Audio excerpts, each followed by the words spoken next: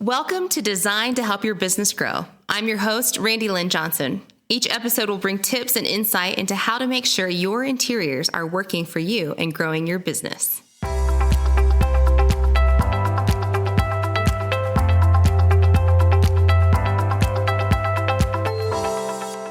This sort of surprises me that you say that because I've seen your designs and they all look so beautiful.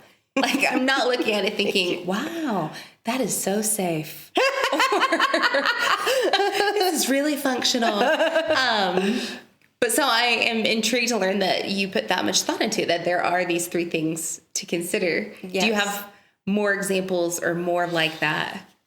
Well, it's, to me, life safety falls into a general code compliance, so, there's even codes as to how, when a window is next to a door, is that window tempered and where does the door swing? And then the other parts of ADA compliance and, the approach of a wheelchair to a door, which hinge side it's on.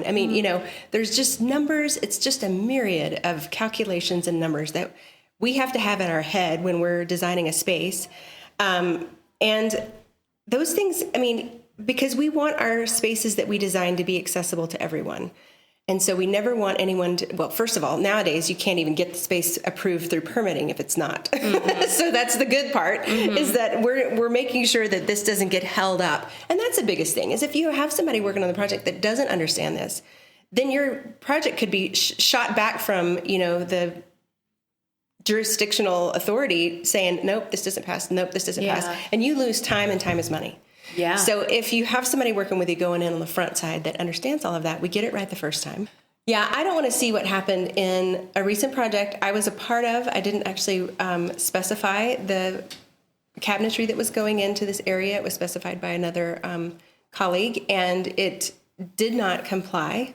It was 1 inch off. They had to stop the opening of that location, rip out all the countertops, and take out the cabinets and cut them down by 1 inch. Where's 1 inch? 1 inch. And so what we're talking about is there was just some dissonance in that communication, and it costs time and money, a lot of money on the cabinet side. So can you explain to me a little bit more about functionality in design? Because I feel like we've hit safety. Yes. I understand that a little bit. Yep. What does it mean to it be functional? Absolutely. So functionality means it can really address several things. One of the first things I think of when I walk into a space is, do I know where to go? As a user of that space, do I know where to go? And I think this is something that's lost sometimes. Especially because interior designers, that's our wheelhouse. That's what we're thinking of, is in the interior, where we come in and where do we know to go from there. I was working on a project that was this public space building, and it had been worked on by an architect, a great architect, friend of mine. But because they think about the spaces differently, when you walked in the door, the first thing in front of you was a hallway. So as a user, you would be like, do I go there? Do I go down the hallway? When actually there were multiple meeting rooms that you could be going to, and there was no way to know where to go. So what we thought about first was creating a wall that meets you, tells you where you are, what's the function of this location that I'm in? Because this company had a mission statement, and why you were there was super important to them. Yeah. So we wanted you to know you're here because you're a part of this idea that we have. Yeah. And then the next thing was a directory to tell you, well, if you want to go be a part of this thing, you go to the left, and if you want to go to that thing, you go to the right, and if you're going to the other thing, you have to go around this wall. Awesome. But so the function of that space was completely lost without that wall. Because you would have just kind of walked in and turned in circles until somebody saw you looking lost and yelled at you. Yeah. And that's, wayfinding is what we call that, being able to find your way through a building. And we do that in multiple things. Sometimes we do it in materials. We'll make certain areas a different color flooring so that well, you're in here. So this is what we do in this space. And you're, sometimes we'll even connect the flooring to a directional thing, so that it helps them find that direction. Signage is a huge part of this, obviously. Yeah. And there's also codes around that, like how high does it have to be? How big do the letters have to be? Because, again, we're trying to make these spaces inviting and friendly to all users. Wow. So thoughtful. I love just that holistic approach, really, to your design.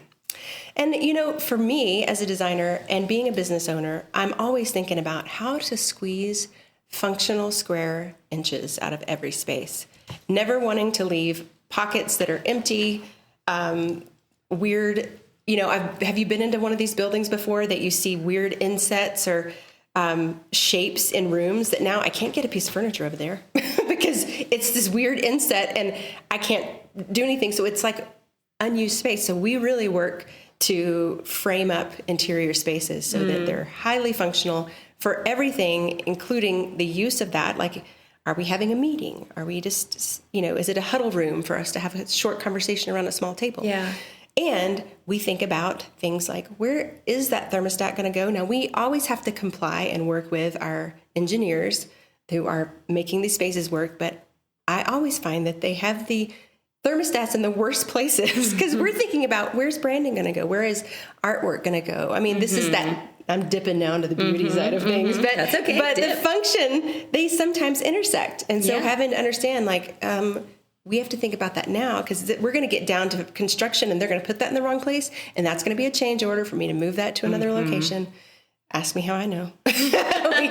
We've made mistakes too. We've learned on the job sometimes. Yeah.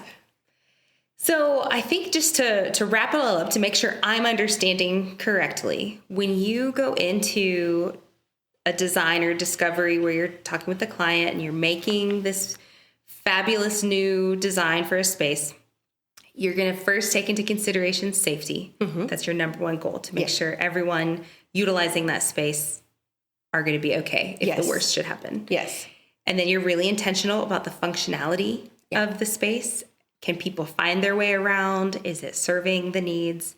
But then you also do such a great job with beauty and aesthetics, and you don't compromise the first two in order to do that. So that's right. You have your priorities in order and you hit all three very well, if I might add. Thanks. I think that's super. The end, you know, we always want to come to that third piece and try not to make it suffer either, you know, because of the first two. Right. So I think that's part of that puzzle thing that I talked about, you know, problem solving. How can we get, you know, the beauty side of this with the fact that we had to leave that door where we didn't want it to be, but, you know, we still want to incorporate it and solve that problem to make it look great. And just to be clear, when I say beauty, I was just using a general term to mean what is appealing to the user or the person who's in the space. And for me, that goes back to the brand and the narrative and the story of the business itself. And so we have to understand that we never want that narrative to be compromised, but we just want to make sure it's in the proper order, that it has to be after we've addressed safety and code compliance and the function of the space. But for us, I mean, it's not just about being pretty. It's about telling the story so that the dollars that business owner is spending are invested into their brand and making them famous for what they do in their community. In an increasingly competitive market, the merits of using interior design as a strategic growth tool can make all the difference in not just surviving, but thriving. Pasley Commercial Interiors, designed to help your business grow.